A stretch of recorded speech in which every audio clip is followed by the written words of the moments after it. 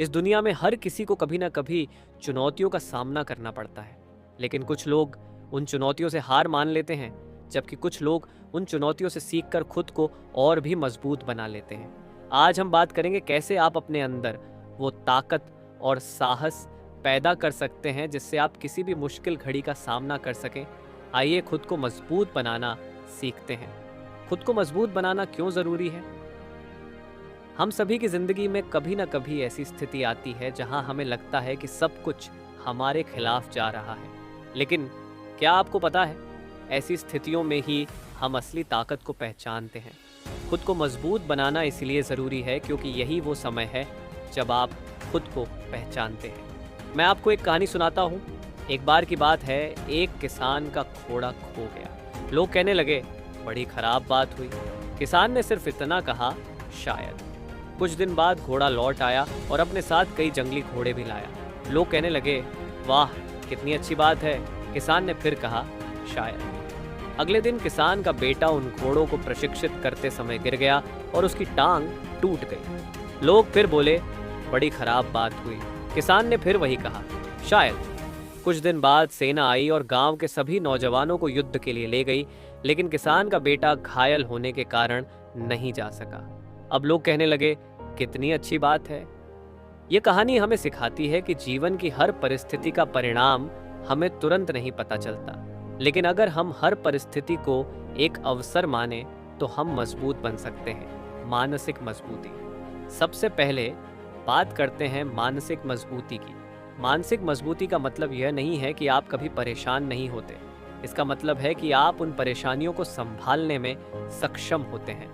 मुझे याद है जब मैंने अपने करियर की शुरुआत की थी, हर असफलता मेरे आत्मविश्वास को हिला देती थी। लेकिन एक दिन मैंने एक बात सीखी, कभी कभी हारने का मतलब होता है कि आप कुछ और बड़ा सीखने जा रहे हैं। मैंने अपनी असफलताओं से ही सीखा कि असली सफलता क्या होती है, और यही मानसिक मजबूती का पहला कदम है, हर असफलता से सीखना। भावनात्मक मजबूती। अब बात करते हैं भावनात्मक मजबूती की। जीवन में कई बार ऐसा होता है जब हमारे भावनाएं हमें नियंत्रण में कर लेती हैं, लेकिन जब हम अपने भावनाओं पर नियंत्रण पाते हैं तब हम सच में मजबूत होते हैं। एक बार की बात है, मैं बहुत निराश था।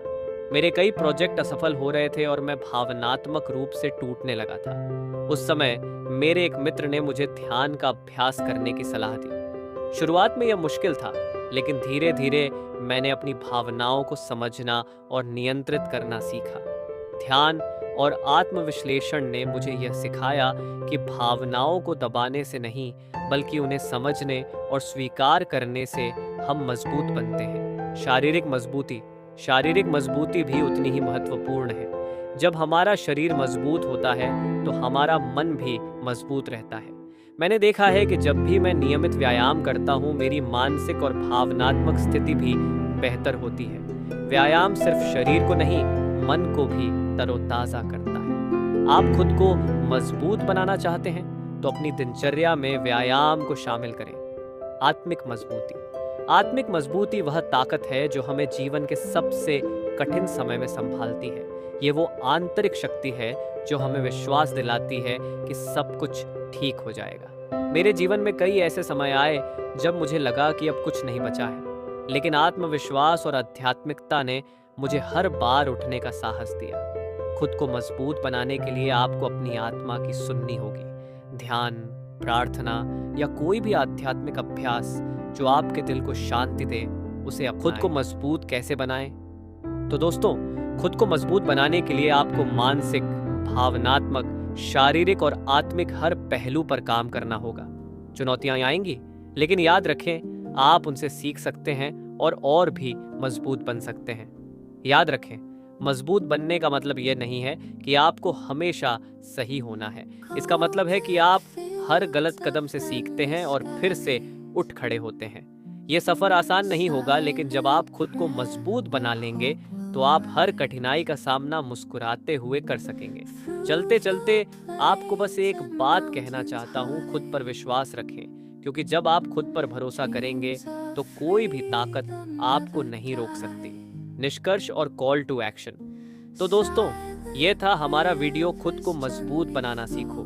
अगर आपको यह वीडियो प्रेरणादायक लगा हो तो इसे लाइक और शेयर ज़रूर करें। और अगर आप इस तरह के और वीडियो देखना चाहते हैं तो हमारे channel rise with Sanjay Yadav को सब्सक्राइब करें। चलते रहिए, सीखते रहिए और खुद को मजबूत बनाते रहिए। धन्यवाद।